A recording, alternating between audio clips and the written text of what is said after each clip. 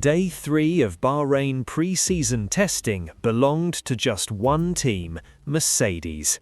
Andrea, Kimi, Antonelli and George Russell delivered a dominant 1-2, and they were the only drivers all week to lap in the 1:33s. Antonelli went fastest of all with a 1:33.669, just 0.249 seconds ahead of Russell, and that single result has poured fuel on the idea that Mercedes are the favourites for 2026. Behind them, Lewis Hamilton put Ferrari firmly in the mix with the best non-Mercedes lap. Oscar Piastri turned himself into a mileage machine, and the likes of Max Verstappen, Isack Hadjar, Esteban Ocon, Franco Colapinto and Liam Lawson all played their part in a hugely important final day. So, what actually matters from Day 3 in Bahrain, and what does it tell us about the early 2026 pecking order? Let's break it down. Mercedes could not have asked for a better way to end this first official 2026 test. Andrea, Kimi, Antonelli, just 19 years old, topped the timesheets on Day 3 with a 1:33.669. That lap put him 0.249 seconds clear of teammate George Russell, who had been quickest in the morning session before Antonelli jumped into the W17 after lunch. The important context here, these two Mercedes drivers were the only ones all week to get under a 1:34. In other words, on raw lap times, Mercedes have clearly separated themselves from the rest of the field in Bahrain. It is also a neat way to erase some of the doubts from Day 2, when a power unit issue cost Antonelli valuable running. Now, Mercedes leave this test with a headline-grabbing 1-2, the fastest lap of the week, and a rookie who has just put in the kind of performance that gets the whole paddock talking. It is still testing, but symbolically, this was a huge day for both Antonelli and for the Mercedes project. The lap times alone make Mercedes look like the clear favourite for 2026. However, Mercedes boss Toto Wolff has been very keen to push back against that idea, insisting that Red Bull remain the benchmark. There are two things going on here. First, the classic sandbagging game. Teams do not want to turn up in Melbourne with everyone expecting them to dominate from round one. Second, the underlying numbers are still not the full story. On Day 3, Antonelli completed 61 laps and Russell 78, for a Mercedes total of 139 laps. Solid but not outrageous. Mercedes were only 6th on the team mileage table for the day, behind McLaren, Ferrari, Williams, Haas and Alpine. So the picture is this. On outright pace, Mercedes look extremely strong, at least when they decide to turn the engine up. On mileage, they are fine rather than spectacular, partly because of that earlier PU issue.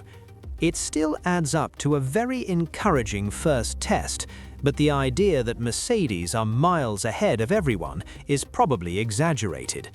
What we can say with confidence is that the W17 and the new power unit are both clearly working well enough for Mercedes to be taken very seriously indeed. While everyone is watching Mercedes and Red Bull, Ferrari might be putting together a much more dangerous test than people realize.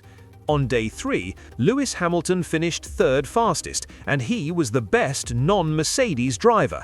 He set a 1:34.209 in the morning, just 0.291 seconds off Russell's best, and he logged a huge 150 laps. That is a massive day's work, especially when you combine it with Ferrari's decent mileage on Day 2 with Charles Leclerc. Hamilton's day did end about 10 minutes early, after he went off at turn 8 with what looked like a mechanical issue, with a fuel problem suspected as the cause. Ferrari will want to understand that issue properly, but in general, their SF26 has looked solid, and Hamilton has slotted in remarkably quickly. Ferrari may not have produced a single wow lap like Mercedes did, but in terms of building a consistent base for the 2026 season, this has been a quietly very effective test. If there was a prize for hardest working driver in Bahrain this week, it would go to Oscar Piastri. On day 3, Piastri completed 161 laps, more than anyone else on any day of this test. He also set a 134.549, which was good enough for 4th place on the day. Add that to Lando Norris's work across the first 2 days, and McLaren walk away from Bahrain with the highest total mileage of any team. Behind them on the day 3 mileage list, you have Hamilton on 150 laps, Franco Colapinto on 144, and Liam Lawson on 119, all crossing the 100-lap mark. For McLaren, this is exactly what you want from a first official test of a new rules cycle. Strong but not dominant lap times, and absolutely enormous mileage. If Mercedes look like the team with the sharpest edge right now, McLaren look like the team building the deepest dataset. That could pay off in a big way once we get beyond the first couple of races. Further down the order, the day was all about finishing the first test with solid baselines. At Red Bull, Max Verstappen set a 135.341 with 61 laps, while Isaac Hadjar did a 135.610 with 59 laps. Those times put them 5th and 6th respectively on the day, but more importantly, Red Bull now have a decent spread of data across both drivers. For Haas, this was another positive day. Esteban Ocon recorded a 135.753 and 75 laps, while Oliver Behrman added a 135.972 and 70 laps. That's 145 laps for Haas on the day, putting them 4th on the team mileage leaderboard. Alpine also had a strong distance day, with Franco Colapinto producing a 135.806 and 144 laps. At Audi, Nico Hülkenberg did a 136.291 with 58 laps, and Gabriele Bortoleto a 138.251 with 60 laps. It is not headline-grabbing pace, but as a brand-new project, Audi will care far more about accumulating laps than chasing the ultimate time.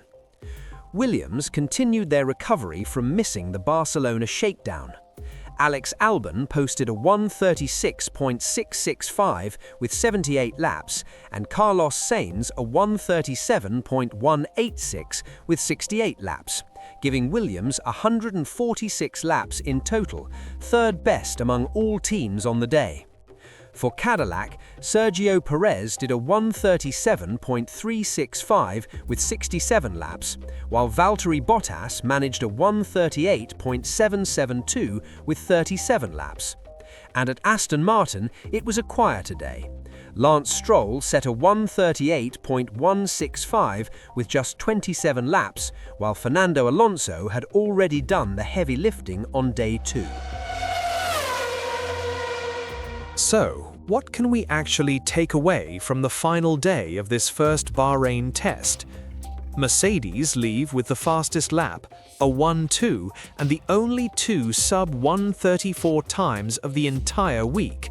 They look like genuine title favorites. Ferrari and Lewis Hamilton are very much in the game, with strong pace and big mileage, even if a small reliability question has appeared. McLaren look incredibly well prepared, with the biggest mileage of any team, and Piastri ending the test as the ultimate lap count king. Red Bull are not dominating the headline times, but nobody in the paddock is ready to write them off. And teams like Haas, Alpine, Williams and Audi have used this test to quietly build the foundations they need for 2026. But remember, this was only the first of 2 official pre-season tests. We go again in Bahrain from the 18th to the 20th of February, before the lights go out for the season opener in Melbourne. If you want to understand how this new era of Formula One is really shaping up, make sure you're subscribed. We'll be back with full coverage of the second Bahrain Test and a complete 2026 petting order explained once all the running is done.